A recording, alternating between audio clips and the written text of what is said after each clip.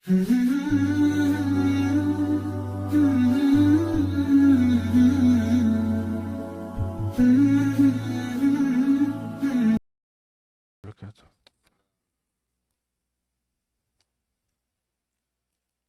الله والصلاة والسلام على رسول الله وعلى آله وصحبه ومن والاه. رب اشرح لي صدري ويسر لي أمري واحلل عقدة من لساني يفقهوا قولي. Salam alaikum mes frères et sœurs. Comme vous le savez, aujourd'hui on est le 17e jour de Shawwal. Donc ça fait 17 jours que le mois de Ramadan est fini. Et Ramadan c'est un mois pour prendre les bonnes habitudes et continuer à les faire durant toute l'année. Là, machallah, vous avez vu, il y a 3 jours, il y avait une lune qui était très belle. Le Rasoul sallallahu alayhi wa sallam, il jeûnait, il jeûnait les jours, le milieu de chaque mois. Donc le 13, 14 et 15 de chaque jour, al-Ayyam al-Bid. Et il continuait le jeûne durant toute l'année. Il jeûnait les lundis et les jeudis. Subhanallah. Et là, on voit que après Ramadan, les bonnes habitudes, elles commencent à disparaître. La foi, elle commence à disparaître. Le iman, il commence à diminuer. L'a'mal, les bonnes actions qu'on faisait, on n'arrive pas à garder leurs bonnes habitudes. Et Ramadan, c'est un mois, subhanallah, on se prive de faire des trucs qui sont mubah, qui sont permissibles. On se prive de manger, on se prive de boire. Mais ça, c'est des trucs que Dieu, subhanahu wa ta'ala, il nous a autorisés en circonstances normales. Donc, comment ça se fait qu'après Ramadan, on trouve ça dur de s'empêcher de faire des trucs qui sont haram, qui sont même pas mubah, des trucs qui sont pas permissibles? Ça, c'est une question à se poser. Et comment ça se fait que le iman et la foi, elles diminuent? Donc, une des principales raisons, c'est Ash-Shaytan. Et c'est ce qu'on va parler d'eux aujourd'hui, Inch'Allah. Donc, comme vous le savez tous, إذا جاء رمضان فتحت أبواب الجنة غلقت أبواب النار وصفدت الشياطين. Quand Ramadan vient, les portes du paradis sont ouvertes, les portes de l'enfer se referment et les shayatines, ils sont enchaînés. Mais là, maintenant que Ramadan est fini, les shayatines, ils sont déchaînés. Et il faut savoir que le shaytan, c'est notre plus grand ennemi sur cette planète Terre. Allah subhanahu wa ta'ala يقول إن الشيطان لكم عدو فاتخذوه عدوا إن إنما يدعو حزبه ليكونوا من أصحاب السعير. Allah subhanahu wa ta'ala dit le shaytan c'est un ennemi à vous. Donc considérez-le comme un ennemi. Il faut considérer le shaytan comme un ennemi. Et toujours, chaque jour, le musulman il a une bataille à gérer contre cet ennemi. Donc c'est ce qu'on va parler d'eux aujourd'hui, Inch'Allah. Pour gagner cette bataille avec le shaytan, on va voir comment on va faire pour la gagner, cette bataille avec le shaytan. Donc on va d'abord comprendre que pour gagner contre un ennemi, il faut comprendre c'est quoi ses stratégies, il faut comprendre comment il réfléchit. Ensuite, on va voir que le shaytan, il va toujours essayer de nous enchaîner et de nous empêcher de faire le bien et de nous encourager à faire le mal. Ensuite, on va voir que Allah subhanahu wa ta'ala, il nous aide à affronter ce shaytan avec les outils qu'il nous donne. Donc, on va commencer par comprendre comment le shaytan, il réfléchit et comment il va attaquer les gens. Donc, le shaytan, à savoir, lui, il travaille pas que 40 heures par jour, 40 heures par semaine. Il travaille pas que de 8 à 5 et après, quand il finit son poste, il va dormir. Non. Le shaytan, il est là H24, il fait de l'overtime, il fait un chiffre de nuit, chiffre de soir, tous les chiffres que vous voulez. Et il fait. Et plus il induit les gens dans le mal, plus il se rapproche de Iblis. Rasul sallallahu alayhi wa sallam, il dit Inna Iblis yada'u arshahu ala al-ma'. Iblis, il met son trône sur l'eau. Thumma yab'athu sarayah. Il envoie ses soldats, il envoie ses shayatines. Fa'adnahum minhu manzila, le plus proche hiérarchiquement de lui, a'zamuhum fitna. C'est celui qui cause la plus de fitna dans les gens, qui cause le plus de mal dans les gens. Donc, les shayatines, plus ils vont causer le mal, plus ils vont avoir ce bonus, plus ils vont se rapprocher de Iblis. Et le shaytan, à savoir, il a du temps. Lui, il n'a rien à faire à part t'induire à faire du mal. Donc il peut, avec un certain abd, il peut rester 1 an, 2 ans, 5 ans, 10 ans pour essayer de l'induire en erreur. Et subhanallah, une fois qu'il l'induit la première fois dans une erreur, la deuxième fois, elle devient facile. La première fois, ça peut lui prendre 5 années, mais la deuxième fois, ça peut lui prendre 2 jours. Donc par exemple, un mu'min, il peut avoir cette barrière et il se dit, moi jamais je vais toucher à l'alcool, mais une fois qu'il y touche la première fois, c- le shaitan lui dit, ah, toi c'est bon, t'es un chat khamr, ça sert à rien. La deuxième fois, la troisième fois, ça va rien faire. Et le shaitan, il est intelligent aussi. Parfois, il peut nous faire croire, il peut nous donner une idée qui, à première vue, est une bonne idée et une bonne action, mais sur le long terme, c'est une mauvaise action. Donc, je vous donne un exemple. À l'époque, il y avait un peuple qui avait deux hommes très pieux, subhanallah. Et ces deux hommes, ils sont morts, Allah yarhamhum. Et le shaitan, il a donné l'idée au peuple de faire de ces deux hommes des statues. Comme ça, à chaque fois que les gens ils les voient, ils se rappellent de Dieu, ils se rappellent que ces hommes étaient pieux, et ils prennent exemple sur eux et ils se rapprochent de Dieu. Sauf que ce qui s'est passé, c'est qu'ils ont construit ces statues, et avec le temps, ils ont commencé à vénérer les statues et à oublier Allah subhanahu wa ta'ala.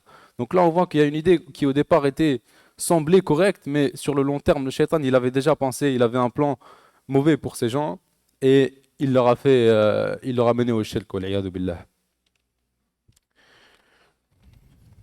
Donc le shaitan, il va toujours essayer de nous faire ce qu'on appelle at-taswil. Une de ses tactiques, c'est qu'il vous donne l'impression que vous êtes en train de rater quelque chose. Donc, si par exemple vous ratez telle sortie dans votre jeunesse, oh, vous allez rater, ça c'est ce qu'on appelle en anglais FOMO, le fear of missing out. Vous allez rater. Ça, c'est un sentiment qui vient du shaitan. Euh, une autre tactique de shaitan, c'est qu'il vous fait normaliser les choses. La première fois que vous voyez un munkar, la première fois que vous voyez quelque chose de mal, vous dites, oh, ça c'est pas bon, ça, faut que je m'éloigne de ça. Après, la deuxième, la troisième fois, le shaitan, il va vous dire, ah, mais c'est normal. Vous allez commencer à trouver ça normal, à pas à vous dire, ah, c'est pas grave. Et surtout, on voit ça ici dans notre pays, subhanallah. C'est pour ça que Rasul sallallahu alayhi wa sallam, il dit quoi? Il dit, إِذَا رَأَى أَحَدُكُم مُنكَرًا فَلْيُغَيِّرْهُ. Si quelqu'un d'entre vous voit du mal, qu'il essaye de le changer. فَلْيُغَيِّرْهُ بِمَاذَا؟ بِيَدِهِ. Qu'il essaye de changer avec les actions. فَإِنْ لَمْ يَسْتَطِعْ فَبِلِسَانِهِ. S'il n'arrive pas à le changer, qu'il essaye de le changer avec ses actions et qu'il essaye de le changer avec ses paroles. فَإِنْ لَمْ يَسْتَطِعْ فَبِقَلْبِهِ. S'il n'arrive pas à le changer avec ses paroles, il essaie de le changer dans son cœur. Mais c'est quoi changer une action avec son cœur? C'est toujours accepter que cette action c'est mauvaise et jamais leur normaliser. Et ça c'est très important, subhanallah, dans notre pays, dans ce pays, parce que on voit la fitna, on voit des trucs qu'on n'est pas habitué à voir et petit à petit on commence à s'habituer, on voit pas le mal dans ces choses-là.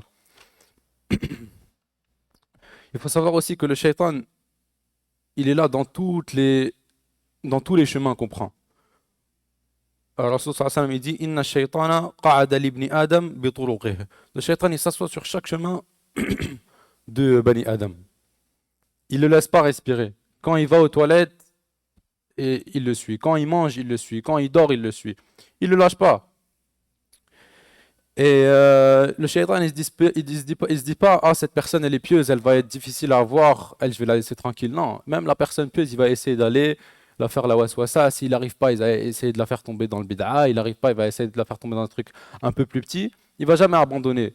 Au point où même s'il arrive à la faire tomber dans rien, il va prendre cette expérience et aller la donner à ses autres shayatines et comme ça eux ils peuvent en profiter. Et c'est pour ça, subhanallah, c'est qu'il faut jamais baisser la garde. Il faut toujours, quand on avance dans cette vie, se dire on a toujours un shaitan qui nous entoure, il faut toujours garder une garde. Donc l'exemple que je vous donne, c'est le Rasul sallallahu alayhi wa sallam dit dans un hadith que le shaitan, durant le adhan, il fuit. Il fuit parce que c'est un bruit qu'il n'arrive pas à tolérer. Il fuit, mais il revient entre l'adhan et l'iqama. Il revient pour faire waswasa aux gens, pour empêcher les gens de se concentrer avant la prière, empêcher les gens de se préparer à rencontrer Dieu dans la prière. Ensuite, dans l'iqama, il refuit. Et il revient après l'iqama pour déconcentrer les gens dans leur prière, leur dire oh, t'as oublié telle clé chez telle personne, t'as oublié de faire tel truc, etc. Donc là, on a vu que le shaitan, comment il réfléchit et c'est quoi ses stratégies. Et c'est important de ne pas tomber piège à ces stratégies. Et parce que le shaitan, en fait, il va essayer de nous enchaîner et de mettre des chaînes sur nous. Donc, le Rasul sallallahu alayhi wa sallam, il dit dans un hadith يعقد الشيطان على قافية رأس أحدكم إذا هو نائم ثلاثة عقد. Le shaitan, il met trois nœuds, trois chaînes sur un être humain quand il dort. Ces trois chaînes, c'est quoi? Ces trois chaînes, ça dit dans la suite du hadith il y a des façons de les enlever, ces chaînes. La première chaîne pour l'enlever, la premier nœud pour l'enlever, il faut faire dhikrullah, il faut dire le nom de Dieu. Le deuxième nœud, il est dénoué quand on fait le wudu. Et le troisième nœud, c'est quand on fait salat, quand on fait la prière. Donc, Rasul sallallahu dit que si la personne ne fait pas ces trois trucs, eh ben, il se réveille khabith kaslan. Khabith, il se réveille de mauvais état, de mauvais esprit. Quand on dit lui, il a mal dormi, ça vient du shaitan.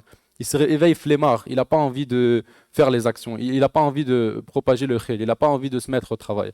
C'est pour ça, c'est très important, les frères, quand vous rêvez, quand vous levez d'un sommeil et que vous sentez cette lourdeur de dire le nom de Allah subhanahu wa ta'ala, ça enlève le premier nœud. Ensuite, vous faites votre wudu. Il ne faut pas oublier l'étape qu'on oublie, masha'Allah, c'est la prière aussi. Quand vous vous réveillez, que ce soit la nuit, au qiyam al-layl, quand vous, au fajr, au duha, il faut prier les deux rak'at quand on se réveille. Ça nous aide à bien commencer notre journée. Et Allah subhanahu wa ta'ala il dit وَمَنْ يَعْشُ عَنْ ذِكْرِ الرَّحْمَنِ نُقَيِّدْ لَهُ شَيْطَانًا فَهُوَ لَهُ قَرِينٌ. Donc quiconque s'écarte du rappel du tout miséricordieux, nous lui désignons un diable qui devient son compagnon inséparable. Donc il faut faire attention de pas, Inch'Allah, on demande à Dieu de ne pas être parmi ces gens où le shaitan il peut où on va être menotté à un shaitan, il va nous suivre partout. Et quand on arrive à cet état, on a le cœur noirci. On n'arrive pas à différencier le bien du mal. Donc quand on fait un péché, on n'arrive pas à ressentir ce regret, on n'arrive pas à ressentir du remords. Et nos cinq sens, ils deviennent troublés. Donc on entend des mauvaises paroles, on trouve ça normal. On voit des choses qui sont haram, on trouve ça normal, on ne trouve pas le aïb dans ça. C'est pour ça que et le shaitan, il fonctionne par phase. Allah subhanahu wa ta'ala, il dit, ça commence par, Allah subhanahu wa ta'ala, il dit, بَلِ ilmuhum fil akhirati, fahum fi shakkin minha, fahum minha amun.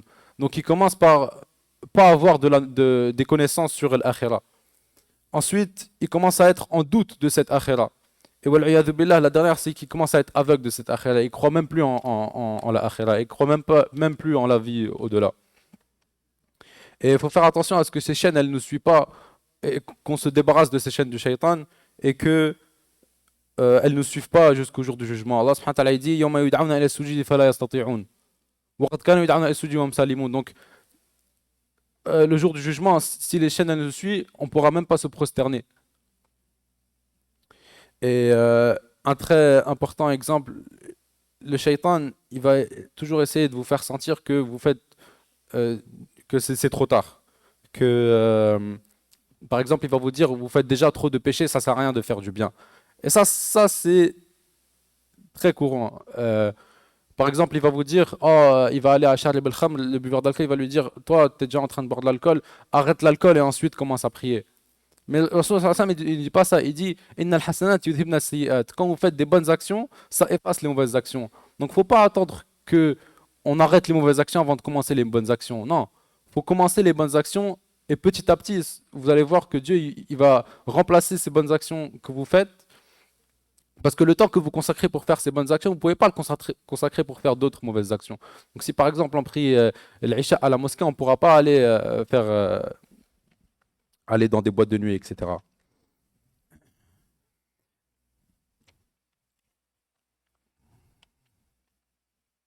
Et c'est important de... Le shaitan, c'est pas... faut prendre toutes les batailles avec lui. Vous voyez, il y a toujours le proverbe qui dit, il faut choisir ses batailles. Choisir faire bataille, on le fait avec notre manager, on le fait dans les guerres. Mais avec le shaitan, chaque bataille, il faut la prendre, il faut la mener. Et Dieu, il nous aide, subhanallah wa ta'ala. Il dit Inna alladhina attaqaw idha massahum ta'ifun min ash-shaytani tadhakkaru fa idha hum mubsirun. Ceux qui pratiquent la piété, lorsque une suggestion du diable les touche, ils se rappellent du châtiment et redeviennent clairvoyants. Et le meilleur exemple qu'on a de ça, c'est Youssef radiyallahu anhu. Il dit quoi? Il dit quand il allait commettre le zina avec Zulaykha, wal'iyadu billah, وَلَقَدْ هَمَّتْ بِهِ وَهَمَّ بِهَا فَلَوْلَا أَن رَأَى بُرْهَانَ رَبِّهِ. Donc il s'est accéléré mais il a vu la lumière de Dieu et ça l'a empêché. Donc Dieu, quand on va faire des pas vers lui, il va nous aider à affronter ce shaitan. Il va nous donner cette lumière pour affronter le shaitan. Donc le mu'min, il ne doit pas donner des victoires faciles au shaitan. Mais même si subhanallah, il perd quelques batailles, c'est pas grave, faut qu'il continue. Inna Allah ghafurun rahim. Allah, il est très ghafour. Tous les péchés, il les enlève. Euh, et le mu'min, il faut qu'il fatigue son shaitan. Le Rasul sallallahu alayhi wa sallam, il dit Inna al-mu'mina la yanqudu shaytanahu kama yanqudu ahadukum ba'irahu fi safar. Le mu'min, il doit fatiguer son shaitan comme un voyageur fatigue son chameau. Donc il faut fatiguer le shaitan, il ne faut pas le laisser. Et c'est pas facile. Le Rasul sallallahu alayhi wa sallam, il dit Huffatil jannatu bil makari wa huffatil naru bil shahawat. Quand on suit le chemin du paradis, le shaitan, il va toujours essayer de nous mettre des obstacles. Et par contre, pour aller vers l'enfer, c'est les shahawat, c'est facile. Donc, quand il y a des obstacles, il ne faut pas abandonner. Il ne faut pas se dire, oh, c'est bon, le shaitan, il m'a eu. Non, il faut prendre ses batailles avec le shaitan. Et le shaitan, il est intelligent. Lui, il va pas. C'est comme un loup, en fait. Il ne va pas attaquer quelqu'un qui est englobé de bonnes personnes. Non, il va toujours essayer de isoler la personne, isoler sa proie, et ensuite, il va l'attaquer. C'est pour ça qu'il faut s'entourer de bonnes personnes. El mar'u ala dini khalilihi. Il faut s'entourer de bonnes personnes. Comme ça, le shaitan, il ne nous isole pas, il commence à nous faire le waswasa. Et il faut finalement utiliser les outils que Dieu nous a donnés. Allah il donne des doigts. Avant de commencer à manger, il faut dire Bismillah. Quand on finit, il faut dire Alhamdulillah. Quand on rentre aux toilettes, il faut dire Allahumma inni a'udhu bika min al-khubuthi wal khaba'ith, etc. Il y a beaucoup de hadiths qui empêchent le shaitan de nous faire le waswasa. Quand on lit le Coran, on dit A'udhu billahi minash shaitanir rajim. Donc il faut être conscient que le shaitan il est toujours autour de nous. Il faut avoir cette garde et l'empêcher de nous contrôler. Et plus on a des connaissances sur le shaitan, plus on va se dire ah ça c'est min amal al-shaitan, ça c'est min amal al-shaitan. Parce que le shaitan il est partout. Dans le premier hadith qu'on a dit, c'est quand Iblis il est assis sur son trône, le premier shaitan il vient et lui dit moi j'ai fait tel tel. Il lui dit t'as rien fait. Il lui dit moi j'ai fait tel tel. Il lui dit t'as rien fait.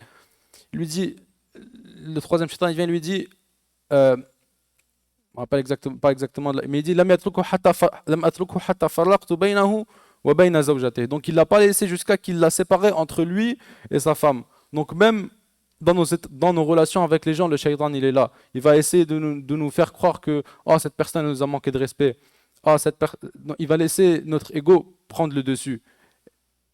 Et c'est pour ça faut savoir le shaitan, il faut avoir de la connaissance sur comment réfléchir le shaitan. Et c'est comme ça, Inch'Allah, qu'on va affronter le shaitan et qu'on va l'empêcher de nous enchaîner. Et Dieu, comme on l'a dit, il va nous aider, Inch'Allah. أقول قولي هذا وأستغفر الله لي ولكم سبحان الله وبحمدك أشهد أن لا إله إلا أنت أستغفرك